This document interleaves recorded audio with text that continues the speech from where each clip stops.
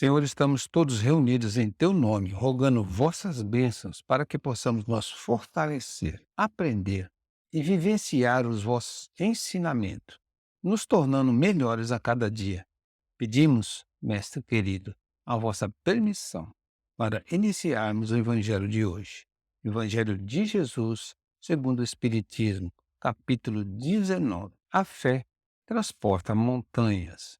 E vamos lá nos itens 8 a 10. Parábola da figueira que secou. Item 8. Quando saíam de Betânia, ele teve fome. E vendo ao longe uma figueira, para ela encaminhou-se, a ver se acharia alguma coisa. Tendo-se, porém, aproximado, só achou folhas, visto não ser tempo de figos. Então disse Jesus à figueira: que ninguém coma de ti fruto algum. Que os discípulos ouviram. No dia seguinte, ao passarem pela figueira, viram que secara até a raiz. Pedro, lembrando-se do que dissera Jesus, disse: Mestre, olha como secou a figueira que tu amaldiçoaste. Jesus, tomando a palavra, disse-lhe: Tende fé em Deus. Digo-vos, em verdade, que aquele que disser a esta montanha: Tira-te daí e lança-te ao mar, mas sem hesitar no seu coração, crente, ao contrário, firmemente de que tudo o que houver dito acontecerá, verá que com efeito acontece. No item 9. A figueira que secou é o símbolo dos que apenas aparentam propensão para o bem, mas que, em realidade, nada de bom produzem. Os oradores que mais brilho têm do que solidez, cujas palavras trazem superficial verniz, de sorte que agradam aos ouvidos, sem que, entretanto, revelem, quando perscrutadas, algo de substancial para os corações. É de perguntar-se que proveito tiraram delas os que as escutaram. Simboliza também todos aqueles que, tendo meios de ser úteis, não o são. Todas as utopias, todos os sistemas ocos, todas as doutrinas carentes de base sólida, o que, as mais das vezes, falta é a verdadeira fé, a fé produtiva, a fé que abala as fibras do coração, a fé, numa palavra, que transporta montanhas. São árvores cobertas de folhas, porém baldas de fruto.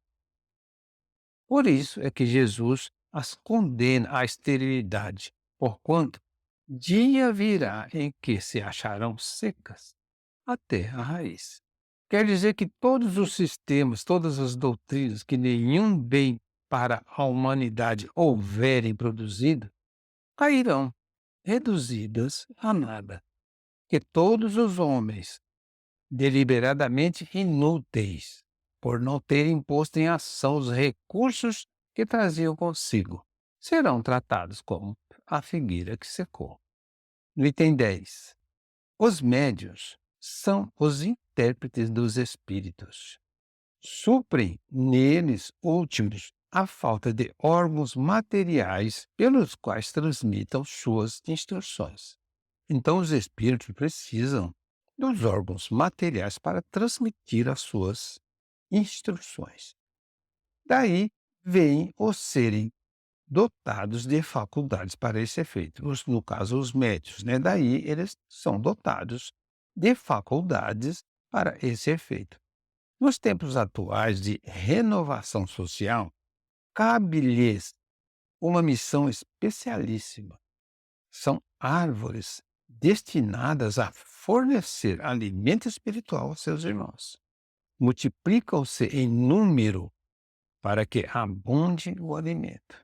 Há-os por toda a parte, em todos os países, em todas as classes da sociedade, entre todos os ricos e pobres, entre os grandes e os pequenos, a fim de que em nenhum ponto faltem, e a fim de ficar demonstrado aos homens que todos são chamados. Se, porém, eles se desviarem do objetivo providencial, a preciosa faculdade que lhes foi concedida, se a empregam em coisas fúteis ou prejudiciais, se a põem a serviço dos interesses mundanos, se em vez de frutos sazonais dão maus frutos, se recusam a utilizá-la em benefício dos outros, se nenhum proveito tiram dela para si mesmo, melhorando-se, são quais figueiras estéreis. Deus lhe retirará um dom que se tornou útil neles, a semente que não sabem fazer que frutifiquem, e consentirá que se tornem presas dos espíritos maus. Essa é uma boa lição para os médios, uma lição que deve ser lida constantemente para que a gente entenda que o nosso dom é para ajudar o próximo e não a si mesmo. O nosso conhecimento era para ser passado. Os nossos frutos têm que ser distribuídos.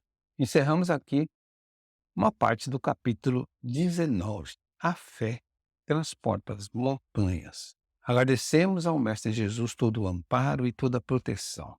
Seja nosso guia, Senhor, hoje e sempre.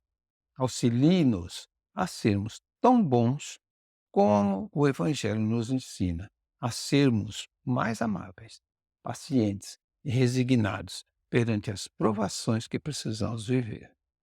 Que Jesus nos abençoe sempre.